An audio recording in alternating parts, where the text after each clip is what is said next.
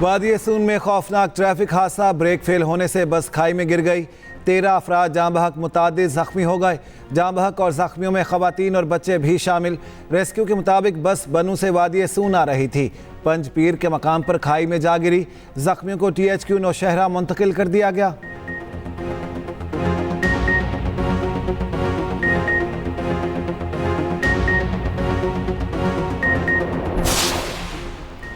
Kyrgyzstan में तुलबा ग्रुपों के दरमियान हंगामा आराई, मकामी अफराद ने पाकिस्तानी तुलबा के हॉस्टल्स पर हमला कर दिया। तशद्दुद के नतीजे में मुतादिद अफराद जख्मी।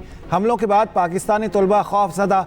पाकिस्तानी सफ़ीर हसन जैगम का कहना है, हम अपने तलबा और तालिबात से राब्ते में हैं, कोई पाकिस्तानी जाँ बहक नहीं हुआ। ज़ख्मी तुलबा की मुआवनत कर रहे हैं। स्टूडेंट से घरों में रहने की अपील। राब्ते के लिए इमरजेंसी नंबर जारी। नायब वज़ीर आज़म और वज़ीर ख़ारिजा इसहाक़ डार की हिदायत पर वज़ारत ख़ारिजा ने क्राइसिस मैनेजमेंट यूनिट बना दिया।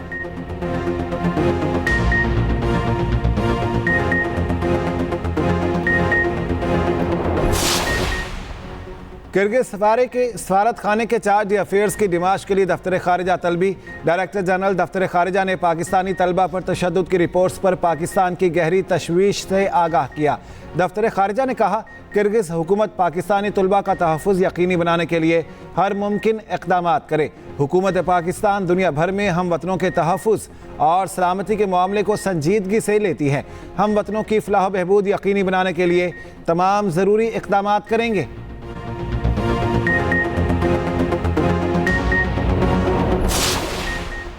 किर्गिज़स्तान में सूरत हाल की खुद निगरानी कर रहा हूँ। सूरत हाल में तुलबा को बिल्कुल अकेला नहीं छोड़ेंगे।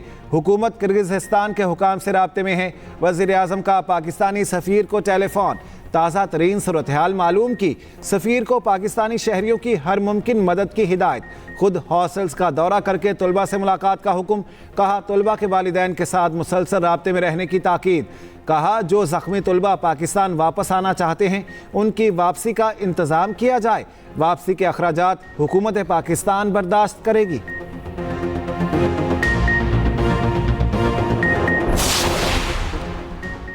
नवाज शरीफ फिर पार्टी क़यादत संभालने को तैयार। साबिक वज़ीर आज़म को पार्टी सदर नामज़द कर दिया गया। शहबाज शरीफ को कायम मकाम सदर नामज़द कर दिया गया।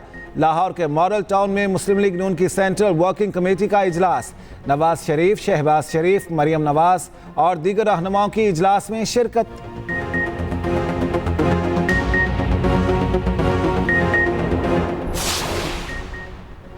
वज़ीर आज़म ने इकनॉमिक एडवाइजरी काउंसिल की तश्कील कर दी। फाइनेंस डिवीजन की जानिब से नोटिफिकेशन जारी। Shehbaz Sharif economic advisory council की सरबराही करेंगे। Jahangir Tareen, Saqib Sherazi, Shahzad Saleem, Musaddiq Zulqarnain, doctor Ejaz Nabi, Asif Pir, Ziad Bashir, Salman Ahmad advisory council में शामिल।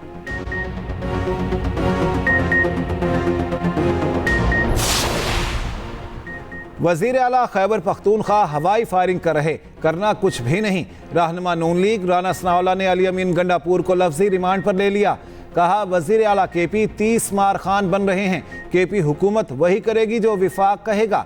अगर PTI से इस्टेब्लिशमेंट बात करती है तो करे, हमने कब रोका है। तहरीक इंसाफ का झगड़ा यही है, इस्टेब्लिशमेंट मुल्की निज़ाम और सियासत में मुदाखलत करे। बानी PTI की तस्वीर से लग रहा है उनको जेल में सब कुछ मिल रहा है।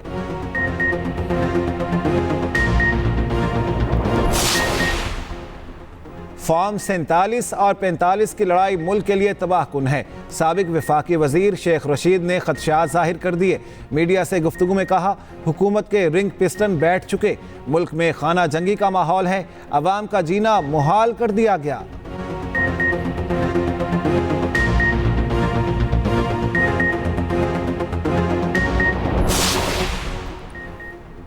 वफाकी वज़ीर दाखिला मोहसिन नकवी की सऊदी अरब के सिफारत खाने आमद। सऊदी अरब के सफ़ीर नवाफ बिन सईद अहमद अल मालकी से मुलाकात। बाहमी दिलचस्पी के उमूर, पाक सऊदिया ताल्लुकात और मुख्तलिफ शोबों में ताउन बढ़ाने पर तबादला ख्याल किया गया।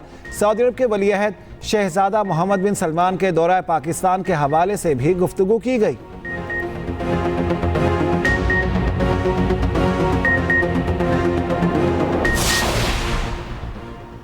कराची बार एसोसिएशन के वफ्द की सिंध के सीनियर वजीर शर्जील इनाम मेमन से मुलाकात। वकला बरादरी को दरपेश मुख्तलिफ मसाइल पर तबादला ख्याल किया गया। शर्जील मेमन ने सिंध हुकूमत की जानिब से शहर में वकला को सफरी सहूलियात फराहम करने का ऐलान किया।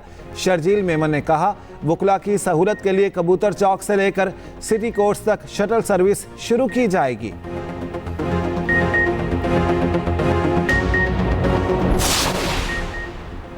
वज़ीर आला पंजाब की ज़ेर सदारत बोर्ड ऑफ रेवेन्यू रिफॉर्म से मुतालिक खुसूसी इजलास। Punjab urban land system enhancement project पर ब्रीफिंग दी गई।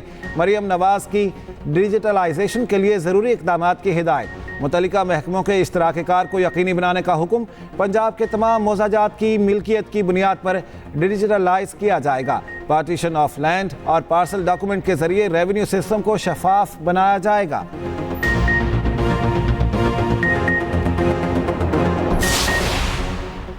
बिजली की पैदावार और तरसील का 10 साला प्लान तैयार। एनटीडीसी ने पैदावार और तरसील के प्लान नेपरा में जमा करवा दिए। नेपरा ने बिजली के पैदावारी और तरसीली प्लान पर शिराकतदारों से तजावीज़ तलब कर ली।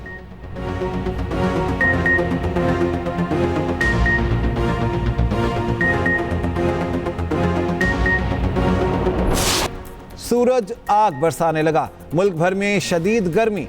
कराची में हीट वेव, मामूलाते ज़िंदगी मुतासिर। महकमा मौसमियात ने आज से पंजाब में बारिश की पेशगोई कर दी। लाहौर में काली घटाएं सूरज का घेराव करेंगी। 2 दिन बाद फिर पारा हाई होगा। पंजाब और सिंध में 21 से 27 मई तक हीट वेव का खदशा। उधर केपी में आइंदा 24 घंटों में बारिश का इम्कान है।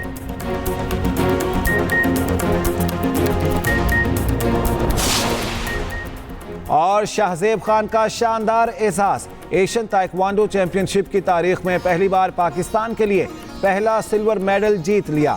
शाहजेब खान और सऊदी अरब के खिलाड़ी के दरमियान सख्त मुकाबला हुआ। पाकिस्तान के किसी खिलाड़ी ने पहली बार सिल्वर मेडल हासिल किया।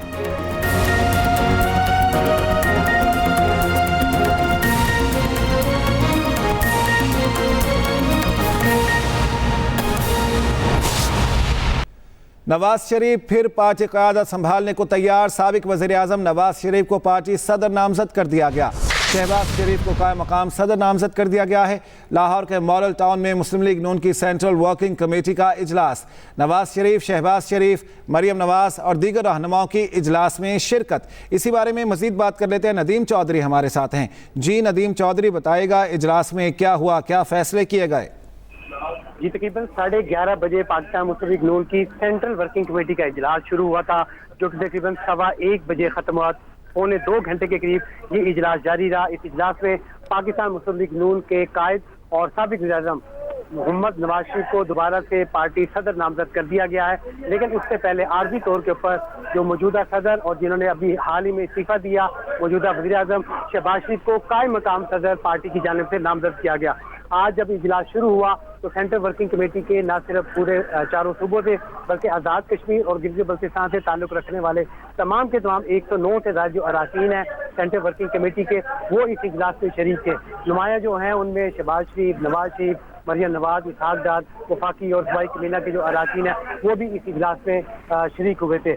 जो पार्टी के मरकजी जनरल सेक्रेटरी एहसन इकबाल हैं, उन्होंने सबसे पहले पार्टी के जो साबिक सदर हैं शहबाज शरीफ, उनका जो पार्टी सदारत से इस्तीफा है उसकी मंजूरी का ऐलान किया। उसके बाद तमाम के द्वारा जो सेंट्रल वर्किंग कमेटी के अराकीन हैं उनकी जानिब से शहबाज शरीफ को कायम मकाम सदर और नवाज शरीफ को जो आइंदा सदर नामजद करने का बाकायदा तौर पर ऐलान किया। और इसके साथ साथ आज के इजलास में जो जनरल कौंसिल का इजलास है वो 28 मई की जो तारीख है उसकी न सिर्फ उसका ऐलान किया गया बल्कि उसकी तौसीक और उसकी मंजूरी भी दी गई। यूँ आज ये बाकायदा तौर पर तय हो गया है कि 28 मई को जब जनरल कौंसिल का इजलास होगा तो उसमें नवाज शरीफ तकरीबन 7.25 साल के बाद एक बार फिर पार्टी के सदर मुंतखब हो जाएंगे।